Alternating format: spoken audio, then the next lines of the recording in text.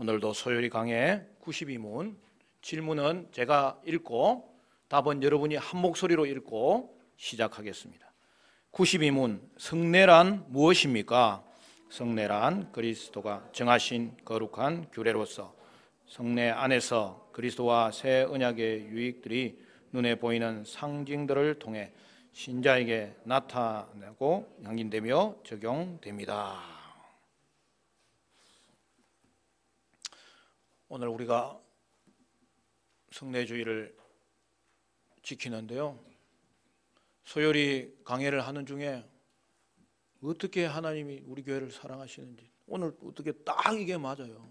순서대로 했는데, 그래서 오늘도 소요리의 이 내용을 우리가 통하여서 우리의 믿음의 기초를 쌓아가는 과정 가운데 이 마지막 은혜의 수단, 말씀과 성례와 이 기도가 잘 정돈되어서 든든한 반석 위에 세워진 신앙생활 하시는 저와 여러분 되시기를 간절히 바랍니다. 성례로 표현된 세크로멘트는 성경에는 나오지 않는 단어예요. 라틴어, 로마 말이죠. 사크라멘투움에서 유래된 단어입니다. 그래서 성례란 로마 군인들이 오래전부터 사용했던 단어에서 나온 것인데, 군인이 자기 장군에게 항상 충성하고 장군의 명령을 행하기로 다짐하는 매우 진지한 약속을 의미했습니다. 또한 이 단어는 장군이 자기 수하에 있는 군인들에게 신의를 지키기로 다짐하는 약속을 의미하기도 했습니다. 따라서 성례는 이제 성경적인 용어로 등장할 때는 이것이 성경의 언약과 관련되어 있는 표현임을 알 수 있어요. 여기서 언약은 은혜 언약을 말하는 거예요. 이번 소요리에서 그 답에 보면 뭐라고 되어 있죠? 그리스도와 새 언약의 유익들에 대해서 상징하는 것을 사용한다, 그렇게 했잖아요. 여기서도 새 언약은 은혜 언약을 말하는 거예요. 눈에 보이는 상징을 사용하는 것이 성례예요. 그런데 이 상징이라는 번역이 조금 헷갈리게 할 수 있는 번역이에요. 여러분, 여기서 상징을 직역으로 바르게 번역하면 표지입니다. 말 그대로 보이는 걸 말하는 거예요. 여러분, 눈에 보이는 성례에서의 표지가 뭐죠? 세례에서는 물을 사용하는 거죠. 성찬에서는 떡과 잔, 즉 포도즙을 사용하는 거죠. 여러분, 구약에서 주어진 이 은혜 언약의 약속이 신약에서는 예수 그리스도로 말미암아 성취됩니다. 그리하여 주 예수 그리스도는 자기 백성과 언약을 맺으십니다. 예수님은 자기 백성에게 어떤 것을 주겠다고 약속하셨습니다. 그리고 예수님의 백성도 그리스도와 언약을 맺었습니다.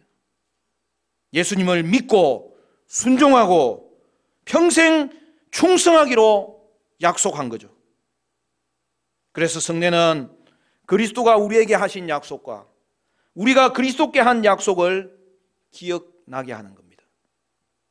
즉 하나님의 은혜 주심의 서약이요, 우리의 충성에 대한 서약인 거죠.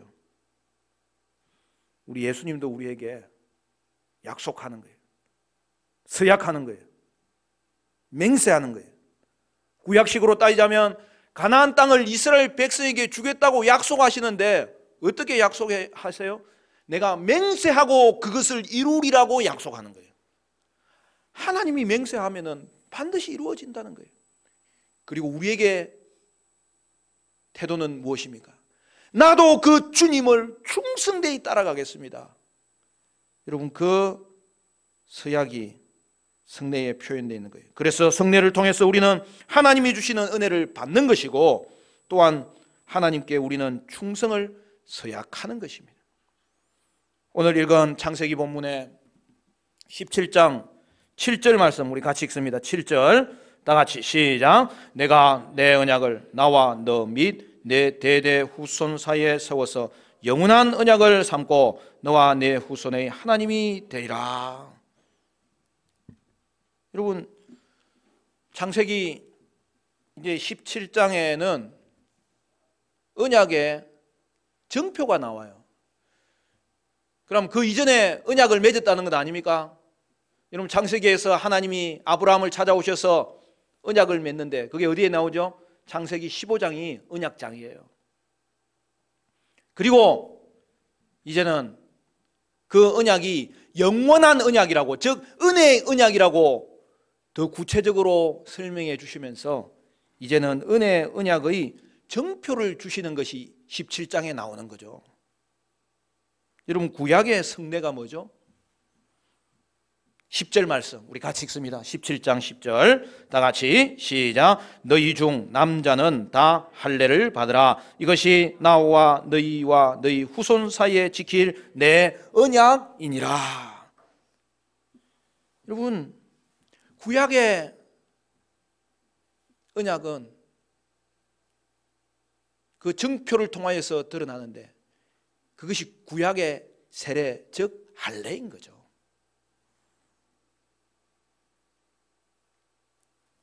구약에서는 하나님이 언약의 정표로 할례를 주셨습니다. 그리고 그 은혜의 언약을 그리스도께서 성취하심으로 이제 구약의 할례는 없어졌어요. 예수님께서 십자가에서 완전한 제사를 드린 이후에는 더 이상 피 흘리는 일이 필요하지 않습니다. 오직 그것을 기억하고 적용하도록 할례 대신 우리에게는 세례를 주신 것입니다. 여러분, 성찬도 마찬가지입니다. 할례와 더불어 구약에서 주신 구약의 성례는 유월절과 제사제도입니다. 예수님께서 어린 양으로 유월절 어린 양이 되셔서 십자가에서 완전한 제사를 드리셨기 때문에 이제 유월절도 제사제도도 완성되었고 없어졌습니다. 이제 우리는 예수님이 행하신 은혜 언약의 성취를 돌아볼 수 있어서 이제는 우리의 성도의 모습은 은혜 언약의 성취가 이루어졌다는 것을 되돌아보면서 주님이 세우신 신약의 세례를 행하는 거죠. 여러분, 그것이 바로 세례와 성만찬, 예수님께서 신약에 우리에게 주신 두 가지 주신 규례라는 사실이죠. 여러분, 성례의 핵심이 뭘까요? 예수님의 구속 사역이죠. 구원 사역이죠. 그리스도께서 행하신 대속 사역을 성찬을 통해 기억할 때 우리는 그 시간을 통해서 그리스도께서 우리에게 은혜 언약의 유익을 친히 주시고 또한 그리스도와 교제하는 경험을 가지게 되는 것입니다.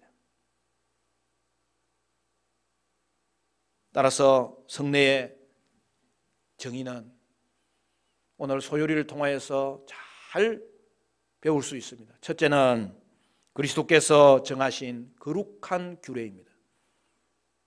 오늘 소요리가 답하는 대로 성례란 그리스도께서 정하신 규례라는 거예요. 여러분, 규례가 뭐죠? 권위자가 또는 권위 있는 기관이 법이나 규칙을 만드는 것을 말합니다. 주 예수 그리스도는 교회의 왕이십니다. 예수님은 교회가 따라야 할 규칙을 만드십니다. 왕이신 예수님은 이런 규칙들을 만들 수 있는 유일한 분이십니다. 그러므로 교회는 주님이 만드신 규례에 대해서는 철저하게 따라야 되겠고, 그러나 성경이 말하지 않고 주님이 만드시지 않은 규례를 결코 따라가지도 않아야 될 것입니다. 예수님이 교회를 위해 만드신 규례는 두 가지입니다. 세례와 성찬입니다. 이것을 제자들에게 주시고 항상 지키라고 명령하셨습니다. 예수님이 이 중 한 가지 규례를 돌아가시기 전 마지막 식사 때 주셨습니다. 그래서 오늘 우리는 성례주의를 정하고 성찬식을 거행하는 것입니다. 이것은 우리의 유익을 위해서도 주신 것이지만 또한 주님께서 정하시고 명하신 일이라는 것을 우리는 반드시 기억해야 됩니다. 하나님께서 명하신 일이기에 여러분 우리에게는 구속력을 가집니다. 성례를 고의적으로 무시한다면, 고의적으로 불순종하는 것과 같아서 우리의 영혼에 심각한 해를 가져오게 됩니다. 그래서 여러분, 세례는 반드시 받아야 돼요. 성찬에는 소망을 가지고 반드시 참여해야 돼. 그것이 뒤에 살펴보겠지만 우리의 유익을 위한 것이기도 하지만 주님이 명하신 일이라는 데서 우리는 분명한 인식을 가져야 되는 거예요. 6월절 전날 밤 예수님은 제자들과 함께 식사하실 때 빵을 떼어 나누어 주시고 잔을 돌리시며 빵을 먹고 잔을 떼할 때마다 예수님을 생각하라고 말씀하셨습니다. 하나님의 백성이 성례 중 하나인 성찬을 나누는 이유는 예수님이 그렇게 하라고 정하셨기 때문입니다. 명하셨기 때문입니다. 고린도전서 11장 23절부터 25절은 이렇게 말합니다. 내가 너희에게 전한 것은 주께 받은 것이니 곧 주 예수께서 잡히시던 밤에 떡을 가지사 축사하시고 떼어 이르시되 이것은 너희를 위하는 내 몸이니 이것을 행하여 나를 기념하라 하시고 식후에 또한 그와 같이 잔을 가지시고 이르시되 이 잔은 내 피로 세운 새 언약이니 이것을 행하여 마실 때마다 나를 기념하라 하셨으니. 사도 바울은 초대교회에 성찬을 가르치며 행하는 가운데 뭐라고 말씀하셨죠? 주께 받은 것이다. 그렇게 말씀하셨어요. 예수님이 이제 완전히 하늘로 돌아가시기 직전에 또한 한 가지 규례를 주셨습니다. 온 세상에 가서 많은 사람을 제자로 삼아 세례를 주라고 명하신 것입니다. 세례를 베푸는 이유가 뭐죠? 동일합니다. 주님께서 정하시고 명하신 일입니다. 우리가 잘 아는 마태복음 28장 18절부터 20절 말씀, 예수께서 나와 말씀하여 이르시되 하늘과 땅의 모든 권세를 내게 주셨으니 그러므로 너희는 가서 모든 민족을 제자로 삼아 아버지와 아들과 성령의 이름으로 세례를 베풀고 내가 너희에게 분부한 모든 것을 가르쳐 지키게 하라. 볼지어다 내가 세상 끝날까지 너희와 항상 함께 있으리라 하시니라. 성례 정의에 대해서 생각할 때 여러분, 둘째는 이것입니다. 새 언약의 유익들이 표지를 통해서 상징되고 확인되며 적용됩니다. 여러분, 각 성례에는 두 가지 부분이 있어요. 보이는 표지가 있고 그 내용인 영적인 은혜가 있는 거죠. 여러분, 하나는 우리가 보거나 느끼거나 맛볼 수 있는 부분입니다. 이것을 우리는 성례의 외적이고 가시적 표지라고 합니다. 또한 성례에는 눈에 보이지 않는 영적인 부분도 있습니다. 이는 표지가 상징하는 내용으로 이것을 우리는 성례의 내적이고 영적인 은혜라고 부릅니다. 세례를 받는 사람이 물을 보고 느끼는 거죠.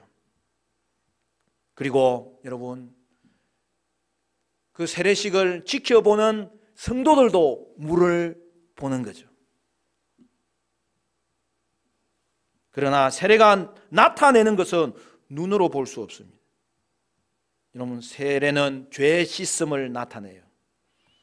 또한 그리스도와 연합되는 것을 나타냅니다. 그런데요, 눈으로 보이지 않는 그 내용이 세례를 베풀 그 때에 그리스도께서 친히 그 세례자에게 적용하시는 거예요. 영적으로 적용하시는 거예요. 죄를 위한 예수님의 죽음이 마치 믿음으로 세례받는 사람의 죽음으로 간주되는 것입니다. 예수님이 죽은 자 가운데서 살아나셨으므로 세례받은 신자는 그리스도와 연합되어서 그에게는 새 생명이 있고 하나님을 위해 살 수 있는 능력이 있는 거죠. 로마서 6장 4절은 이렇게 말합니다. 그러므로 우리가 그리스도의 죽으심과 합하여 세례를 받음으로 그와 함께 장사되었나니 이는 아버지의 영광으로 말미암아 그리스도를 죽은 자 가운데서 살리심과 같이 우리로 또한 새 생명 가운데서 행하게 하려 함이라. 세례의 의미가 그리스도와의 연합임을 말씀하고 있습니다. 성도들이 성찬을 대할 때에 여러분, 그것은 평범한 빵과 포도주를 먹고 마시는 거예요. 빵과 포도주는 사람들이 일상생활을 위해서 의지하는 것들입니다.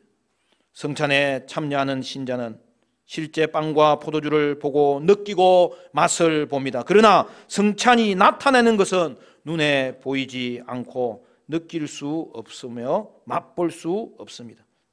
그런데 성찬에 참여하는 사람은 영원한 생명을 주기 위해서 그리스도가 찢으신 몸과 흘린 피를 의지할 때에 그 가운데 그리스도께서 임재하시사 하늘의 은혜를 그리스도께서 적용해 주십니다. 세례와 성찬은 그리스도께서 정하셨기 때문에 그것을 행할 때마다 그곳에 그리스도께서 임재하시고 복을 주십니다. 요한복음 6장 4절에 내 살을 먹고 내 피를 마시는 자는 영생을 가졌고 마지막 날에 내가 그를 다시 살리리니. 여러분, 우리가 다음 주부터는 세례에 대해서 또 그 다음 주부터는 성찬에 대해서 또 한 번 살펴보게 될 때 여러분, 이번 기회를 통하여서 성례의 의미와 성례가 주는 은혜를 다시 한 번 더 깨닫게 될 수 있어서 저와 여러분의 평생이 성례의 은혜로 믿음이 강해지는 축복받게 되시기를 바랍니다. 고린도전서 11장 26절은 이렇게 말합니다. 너희가 이 떡을 먹으며 이 잔을 마실 때마다 주의 죽으심을 그가 오실 때까지 전하는 것이니라. 사람들은 일찍 우리를 떠난 사람들을 기억하고자 합니다. 때로 가족이나 친구나 친지의 무덤에 찾아가 꽃을 둡니다. 그런데 성찬은 그 이상의 의미가 있다는 거죠. 단지 돌아가신 분에 대한 추모만이 아닙니다. 신자가 성찬에 참여하는 것은 그리스도를 더 알고 믿도록 잘하는 방법이에요. 예수님이 십자가에서 돌아가심으로 자기 백성을 위해 이루신 모든 것을 감사하고 받는 방법입니다. 세례와 성찬은 단순히 모형이 아닙니다. 성례는 그리스도가 자기 백성을 위해서 행하신 것을 보여주는 모형입니다. 그런데 예수님은 성례를 사용하셔서 자기 백성을 위해 실제 일하십니다. 그리하여 성례를 통해 자기 백성이 하나님이 원하시는 모습으로 자라나게 하십니다. 사랑하는 여러분, 여러분은 성찬에 참여할 때 영적 은혜를 받고 있습니까? 여러분은 성찬의 소망을 가지고 참여하며 또한 실제로 예수님과 교제하면서 특히 영적으로 예수님의 임재하심을 통하여 그리스도께서 주시는 복을 받고 성령의 역사하심을 경험하고 있습니까? 그래서 오늘 소요리는 성찬시 그리스도께서 복 주심의 의미가 무엇인지 여러분 아주 정확하게 세밀하게 가르쳐주고 있어요. 뭐라고 되어 있죠? 새 언약의 유익들이 눈에 보이는 표지를 통해서, 그 다음에 뭐라고 되어 있어요? 우리 성경에는, 번역에는 상징이란 말을 앞에서 바꾸어 썼기 때문에 새 언약의 유익들이 눈에 보이는 표지를 통해 신자에게 상징되고 확인되며 적용된다는 사실이죠. 그럼 그 의미를 잠시 살펴볼까요? 계속 반복하지만 여러분, 적용된다고 하는 것은 내가 적용하는 게 아니에요. 우리는 성찬에 참여할 때에 하나님께서 친히 우리에게 적용하시는 거예요. 그것이 성찬이에요. 먼저는 믿음으로 성찬에 참여하는 자는 떡과 잔의 표지를 통해서 우리의 구속을 위해 십자가에서 찢기신 살과 흘리신 피를 묵상하게 되는 거죠. 그렇죠? 우리가 눈으로 보고 이제 마음으로 생각하는 것이 우리에게 은혜가 된다는 거예요. 십자가의 은혜가 또한 마음에 와 닿는 거죠. 그리고 여러분, 생각에서의 은혜는 느낌으로 이어질 수 있습니다. 어떤 사람은 생각과 느낌이 동시에 주어지는 사람이 있어요.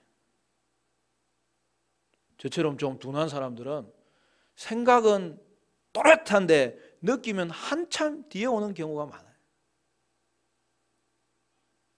여러분, 성찬을 참여한 이후에 집에 가서도 느낌이 올 수 있어요.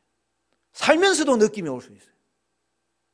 근데 여기서 중요한 것은 그리스도의 십자가를 눈으로 보고 맛보면서 우리가 묵상할 때 먼저는 우리의 생각이 새로워지는 거예요.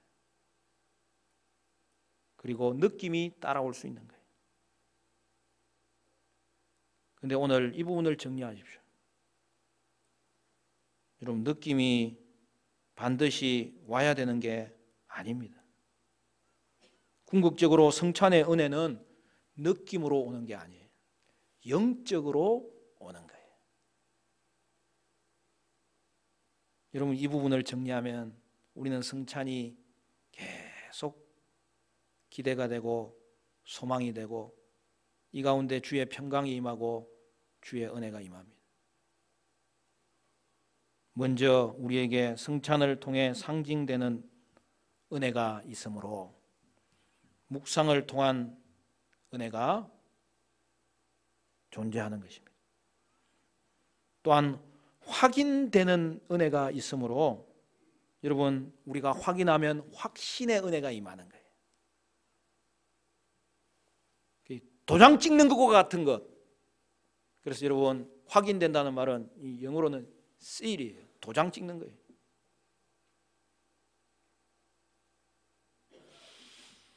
여러분, 결혼하셨잖아요.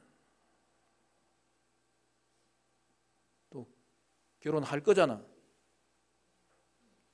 결혼 안 할 거예요? 꼭 해야 돼.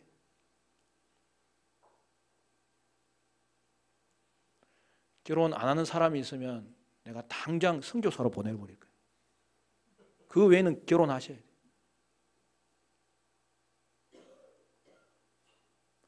여러분, 결혼하면 어떻게 해야 돼요? 언약의 자손을 낳아야 되는 거예요. 하나님은 여러분의 결혼이 목적이 아니에요.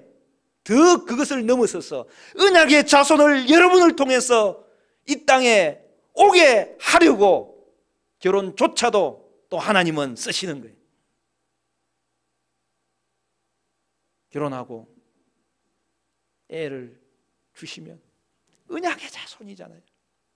축복이잖아요. 그리고 거기에 결혼에 하이라이트가 있는 거예요. 또 어떤 분은 또 설교하고 따지는 분이 있을 수 있어요. 목사님, 애 낳으라고 결혼합니까? 나는 대답하죠. 그렇다. 그냥 애가 아니에요. 믿음의 가정에서 태어나는 아이는 언약의 자손이에요. 그 자손이 이 땅에 태어나야 되는 거예요. 오늘 성찬도 언약을 우리에게 보여주는 거예요. 그리고 하나님 앞에서의 구체적인 언약 중에 하나는 결혼 언약이에요. 결혼 언약은 뒤에 우리가 유아 세례에도 살펴보겠지만 또 그 자체가 목적이 아니에요. 생육하여 번성하는데, 여러분, 생육하고 번성하는 이 땅을 다스리는 언약의 자손을 주님께서 여러분을 통하여서 주시려고 하는 이 놀라운 결혼의 언약이 그 내용에 담겨져 있는 거예요. 그래서 몇 명 낳아야 돼요? 내가 3명 낳았으니까 목사님이 기준이에요. 아직 2명 있는 분은 힘을 쓰시길 바랍니다. 그래도 하나라도 주실 때 하나님이 이 가정에 언약의 자손을 주셨다는 그 축복이 놀라운 거예요.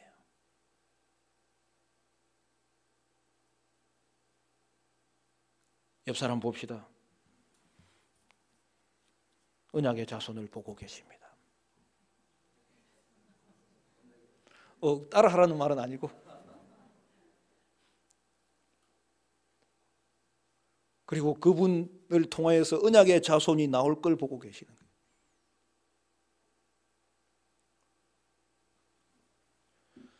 여러분 40까지는 힘을 쓰셔야 돼요. 요하세례 때 이야기해야 되는데. 사랑하는 성도 여러분, 우리가 성찬을 받을 때에 그것이 보여주는 그 표지를 통하여서 우리는 묵상하게 되잖아요. 그 묵상, 생각의 은혜가 임합니다. 그런데 그 생각의 은혜는 또한 눈으로 보는 것과 결합되어서 확인하잖아요. 그 확인은 확신의 은혜를 주시는 거예요. 그게 시일드, 도장 찍는 거예요. 언약의 표지들을 통하여서 상징되고 확인되고, 그리고 또 하나는 적용되는 거예요. 주님이 그 자리에 임재하시는 거예요. 적용은 주님이 믿음으로 참여하는 모든 자들 가운데 영적으로 반드시 하시는 거예요. 그래서 성찬이 은혜입니다. 그래서 우리는 여러분 한 가지를 더 살펴봐야 됩니다. 우리가 성찬에 참여할 때 상징만이 아니라면 또 다른 어떤 은혜가 있습니까? 말 그대로 영적 은혜가 반드시 있습니다. 영적 임재의 은혜가 있습니다. 예수님은 성찬 시 우리에게 반드시 임재하시고 복을 주신다고 하셨으므로 영적 은혜가 임합니다. 그래서 성찬 시 우리는 실제로 영적으로 참으로 그리스도의 몸을 먹게 되고 피를 마시는 거예요. 그리하여 성찬 시 우리는 주님의 영적 복 주심으로 인하여 믿음이 자랍니다. 믿음이 강해지는 은혜를 받습니다. 성찬에서 분명한 사실 하나는 우리가 영적으로 그리스도의 몸을 먹는 것과 그로 인하여 영적 은혜가 반드시 임한다는 사실입니다. 세 번째로 성례와 말씀과의 관계입니다. 몇 가지 면에서 성례는 하나님 말씀과 같습니다. 성례와 말씀은 모두 하나님이 주신 겁니다. 둘 다 우리가 그것을 사용할 때 은혜 안에서 자라게 됩니다. 성례와 말씀을 받는 자는 반드시 믿음으로 받아야 됩니다. 성령님이 성례와 말씀을 통해서 자기 백성의 마음을 변화시킵니다. 말씀은 중요하며 세례와 성찬도 그렇게 중요합니다. 그러나 몇 가지 면에서 성례와 말씀은 다릅니다. 하나님은 세례와 성찬을 통해 불신자를 변화시키지는 않습니다. 하나님은 말씀을 통해 불신자들이 그리스도를 믿게 하십니다. 불신자들이 믿음으로 말씀을 들을 때에 그리스도인이 됩니다. 세례를 받거나 성찬에 참여한다고 불신자가 그리스도인 되는 일은 없습니다. 요한복음 5장 24절에 내가 진실로 진실로 너희에게 이르노니 내 말을 듣고 또 나 보내신 이를 믿는 자는 영생을 얻었고 심판에 이르지 아니하나니 사망에서 생명으로 옮겼느니라. 성례는 누가 유익을 누리는가에 있어서 말씀과 다릅니다. 말씀은 모두에게 주시는 말씀입니다. 말씀이 교회의 성도들에게 설교될 때에 성도들의 마음에 위로를 주시고 그리스도 안에서 자라게 만듭니다. 말씀이 성도 아닌 자들에게 전해질 때 하나님은 죄를 보여주시고 예수님을 보게 하셔서 그 말씀을 사용하시는 것이죠. 성례는 교회 안에 있는 자들을 위한 겁니다. 세례와 성찬은 하나님 백성에게 힘을 줍니다. 격려를 줍니다. 그러나 백성이 아닌 자들에게는 아무 역사가 없습니다. 그러나 말씀은 신자와 불신자 모두에게 가치가 있습니다. 하나님은 말씀을 통해 믿음 없는 자에게 믿음을 주시죠. 성례를 통해서는 믿는 자들에게 은혜를 주시는 것입니다. 따라서 여러분, 이것이 은혜의 수단들 중에서도 말씀의 우선성인 거죠. 그러나 성례가 말씀과 함께 할 때에 여러분 그 성례에는 놀라운 은혜가 임한다는 사실이죠. 성례를 통해 우리의 믿음이 강해지는 은혜가 임합니다. 자라는 은혜가 임합니다. 사랑하는 성도 여러분, 오늘도 말씀에 의지하여 믿음으로 성찬에 참여하셔서 그리스도께서 복 주시는 방법인 이 성찬을 통해 그리스도의 몸과 피를 영으로 실제로 먹고 마시는 가운데 영적인 놀라운 은혜가 있고 성령의 역사심이 있는 저와 여러분 되시기를 주님의 이름으로 간절히 축원합니다.